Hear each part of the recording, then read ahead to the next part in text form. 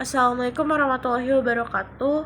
Perkenalkan, nama saya Lira Seli Melani dengan NPM 244111054. Di sini saya akan menjelaskan tentang definisi market for the new realistic. Defining market for the new realistic berarti proses mendefinisikan pasar secara realistis untuk produk baru. Tujuannya adalah mengetahui siapa yang benar-benar akan membeli, apa kebutuhan mereka, bagaimana kondisi pasar saat ini, dan apakah peluang yang nyata untuk masuk ke pasar tersebut. Ini sangat penting untuk melakukan sebuah analisis pasar dalam identifikasi yang terjadi dalam pemasaran. Lalu di sini, mengapa definisi pasar yang realistik itu penting? Yang pertama adalah menghindari kesalahan perhitungan posisi pasar, memastikan produk hanya peminat nyata, mengurangi resiko kerugian saat launching, menentukan strategi marketing yang tepat, mengatur biaya produksi dan juga promosi dengan efisien. Banyak produk gagal bukan karena buruk, tapi karena pendefinisian pasarnya.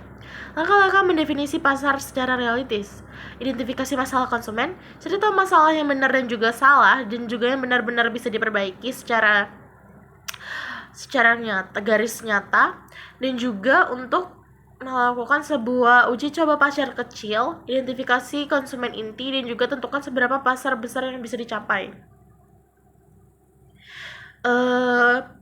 Banyak produk gagal bukan karena produk, tapi karena mendefinisikan pasarnya. Yang poin pertama tadi, pertanyaan yang harus dijawab itu apa poin konsumen, apakah masalah itu sering terjadi, siapa yang merasakan masalah tersebut. Contohnya, produk minuman sehat, masalahnya anak muda ingin minuman enak tetapi tetap sehat. Tentukan kategori pasar utama, tentukan produk untuk masuk kategori apa, contohnya produk skincare kategori beauty dan health, minuman bomba kategori food dan beverage, aplikasi belajar kategorinya education technology.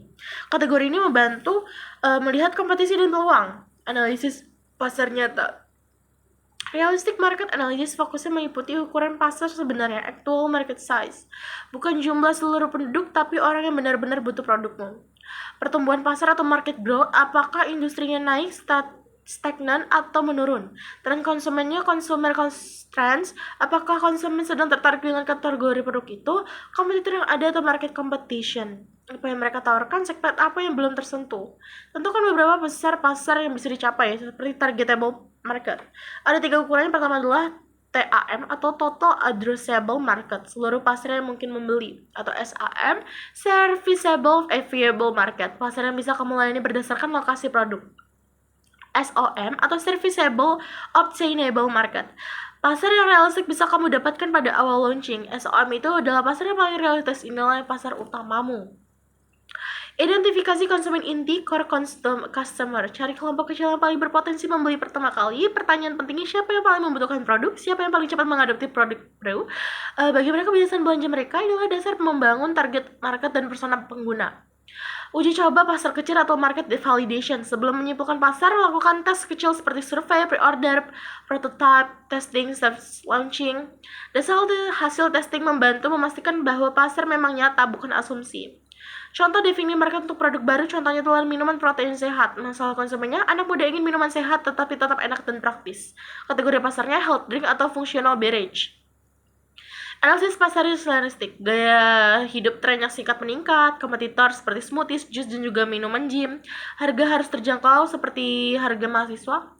TAM, SAM, dan SOM. TAM-nya semua orang yang minum minuman sehat, SAM-nya konsumen usia 15-35 tahun, SOM-nya mahasiswa dan pekerja gym yang sering membeli minuman sehat, paling realistis. Target konsumen utamanya 18-12 tahun, aktif olahraga atau peduli penampilan, tinggal di kota besar, sering beli minuman lewat GoFood atau GrabFood. Kesimpulan utamanya, defining market of the new realistic ada proses memastikan produk baru memiliki pasar nyata, bukan sekedar asumsi. Langkah utamanya adalah analisis masalah konsumen, menentukan kategori pasar, memahami ukuran pasar sebenarnya, menentukan target pasar yang realistik, memvalidasi data yang nyata.